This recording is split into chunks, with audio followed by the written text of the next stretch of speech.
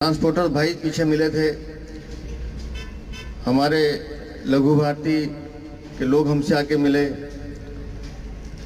राज्य के नेतृत्व में काफी व्यापारी आके मिले। दो चीजें जो मुझे अखर रही थी इसमें, समस्याएं बहुत सारी हैं, सारी सुनी भी हैं मैंने, लेकिन वो समस्या वो है कि दिल्ली की एक ऐसी सरकार जो पूरी दिल्ली की जनता को लूट रही है, वो आपको कहां छोड़ेगी। हरियाणा पंजाब अगर 8 रुपए में बिजली दे सकता है, तो दिल्ली की सरकार जो फ्री बिजली देने का वादा करती है, उसे जवाब देना चाहिए कि वही क्यों हम 18 रुपए 50 पैसे दें।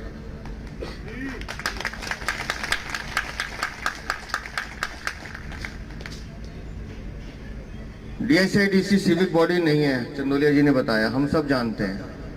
और टैक्स लगाने का काम तो सिविक बॉडी करती है, MCD करे, DDA करे, समझ में आता है।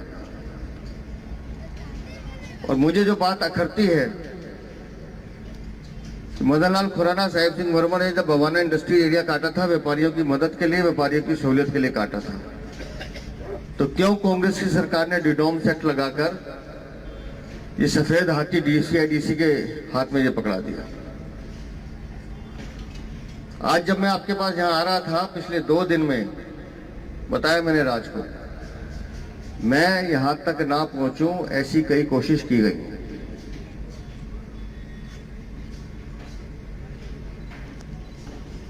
लेकिन मैं बड़ी ईमानदारी के साथ आपके साथ कह रहा हूं, DSIDC ने एग्रीमेंट किया, कंपनी के साथ किया।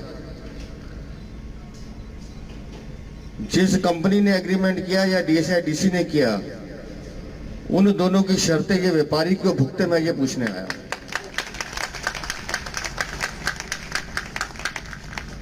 DSIDC की नाकामी है कि तुम मेंटेन नहीं कर पाते, और कंपनी तो लूटने आई है। जब मेंटेनेंस चार्ज हम दे रहे हैं, सड़कें हमारे पैसे से बन रही हैं, सुविधाएं हमारे पैसे से बन रही हैं, तो फिर हम टैक्स किस बात का दें।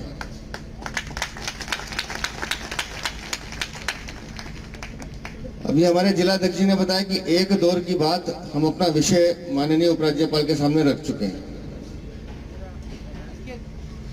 2 चीजें हैं जिनकी लड़ाई मैं आपके लिए लड़ रहा हूं, बाकी सब चीजें अपने आप ठीक हो जाएंगी। एक, ये टोल टैक्स नहीं चलेगा। श्री वीरेंद्र सचदेवा जी, श्री वीरेंद्र सचदेवा जी। आपकी नाकामी है कि आप पार्किंग लॉट्स डेवलप नहीं कर पाए। आप पार्किंग लॉट्स बनाइए, व्यापारी पैसे देने को तैयार है, लेकिन गाड़ी आएगी या पैसे लेंगे तो ये नहीं चलेगा। और दूसरा जो लड़ाई मैं आपकी लड़ रहा हूं, वो है कि मुझे ये Bawana industrial area free hold चाहिए।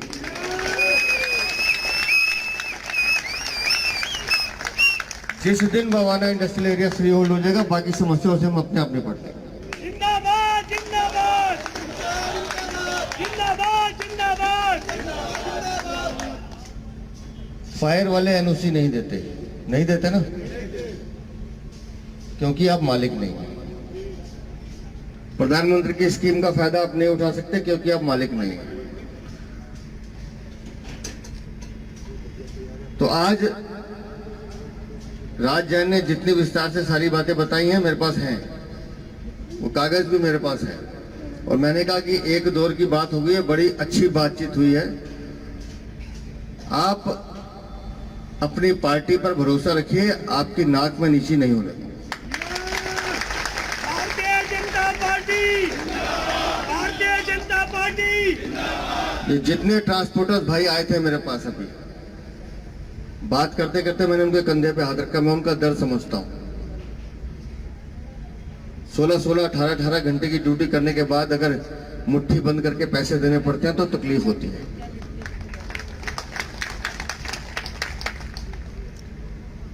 और अर्थव्यवस्था का चक्का पूरा का पूरा व्यापारी के दम पे घूमता है।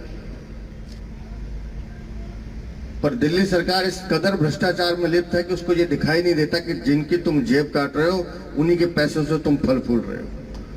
उनको ये बात समझ में नहीं आ रही। लेकिन मेरा ईश्वर में विश्वास है,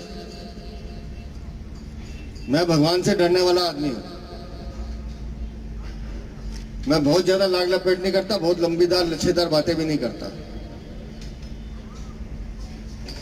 ये भारतीय जनता पार्टी की कृपा महानता है कि मेरे जैसे एक साधारण से आदमी को उन्होंने अपना अध्यक्ष बनाया पार्टी का। मैंने जिंदगी में सपने में नहीं सोचा था।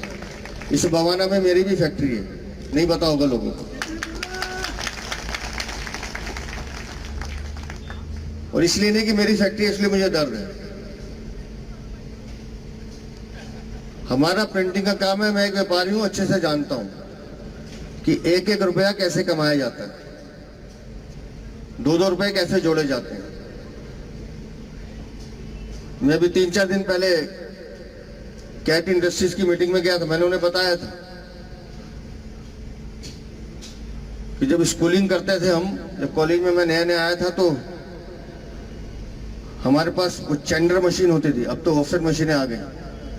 ये मशीन, मेरी एक उंगली उस मशीन में भी आई हुई है। वो मशीनों पे काम खुद किया है मैंने। तो शेयर मार्केट के फॉर्म छपते थे तो कंधे पे फॉर्म लाद के तीसरी मंजिल तक जाना और साइकिल पे 1 लाख फॉर्म उठा के लाना और फिर प्रिंट करके देके 10,000 रुपए प्रिंटिंग मिलती थी। उसमें 10 रुपए 1000, उसमें से 2 रुपए 1000 बचता था सिर्फ।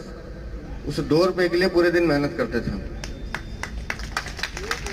तो मुझे इस व्यापारी का दर्द पता है क्योंकि मैं इस दर्द से भुगता हुआ हूं। और आज आपको ये विश्वास दिला के जा रहा हूं। मैंने कहा मैं लच्छेदार बातें नहीं करूंगा। अगली बार जब आऊंगा ये माला उधार रही आपके पास। श्री वीरेंद्र सचदेवा जी। ये मुझे समझा रहे थे कि हमने इतने मीटर तक की गाड़ी फ्री कर दी है। मैंने भी देखा टोल टैक्स अपने हाथों से, बैरियर जो लगा हुआ है। उस एमडी ने हमारे सामने ये बोला था कि बड़ी गाड़ियां 2 घंटे तक फ्री रहेंगी। बताया गया मुझे भी नहीं हो रही हैं। 2 घंटे में तो करती नहीं है। मैंने तो एक बात कही थी कि लोडिंग अनलोडिंग के पैसे क्यों देना। गाड़ी अंदर आए खड़ी हो समझ में आता है। या जैसे 2 घंटे 4 घंटे के तुमने टैक्स लगाया हुआ है, आप हमसे पार्किंग लो, हमें कोई दिक्कत नहीं, लेकिन पार्किंग की जगह बनाओ। अंदर गाड़ी आता समय पर्ची नहीं कटेगी। ये तो कनॉट पे भी नहीं होता। वहां पे भी जब आप पार्किंग लॉट्स में जाते हो तभी है, नहीं तो बाहर सड़क पे गाड़ियां खड़ी हैं।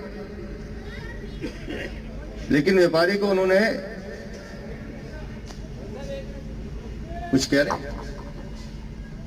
व्यापारी को उन्होंने एक साधन बनाया हुआ है। और मैंने पिछली बार आज से कहा था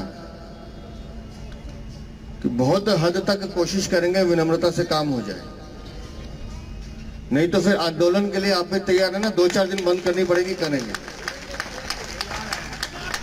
लेकिन इनको ये दिखाएंगे और आंख में आंख डाल के बात करेंगे, हम तुम्हारे बाप के गुलाम नहीं है कि जो तुम कहोगे मान लेंगे। ऐसा नहीं होगा। हम अगर पैसा देते हैं, टैक्स देते हैं, तो वो हक भी हमारा बनता है कि जो चीज हमारी है हम आपसे लेके रहेंगे। हम आपसे भीख नहीं मांग रहे। आप हमें ईमानदारी से काम करने दो, हम दबा के आपको टैक्स देंगे, दबा के रेवेन्यू कमा के देंगे। लेकिन आप अगर लूटना चाहोगे, जेब काटना चाहोगे, तो हम आपको ये अनुमति नहीं देंगे। श्री वीरेंद्र सचदेवा जी। और मैं फिर एक बार कह रहा हूं, विश्वास के साथ कह रहा हूं, फ्री होल्ड भी करवाएंगे, टोल टैक्स भी हटाएंगे और ये बैरियर भी हटाएंगे। बहुत बहुत धन्यवाद।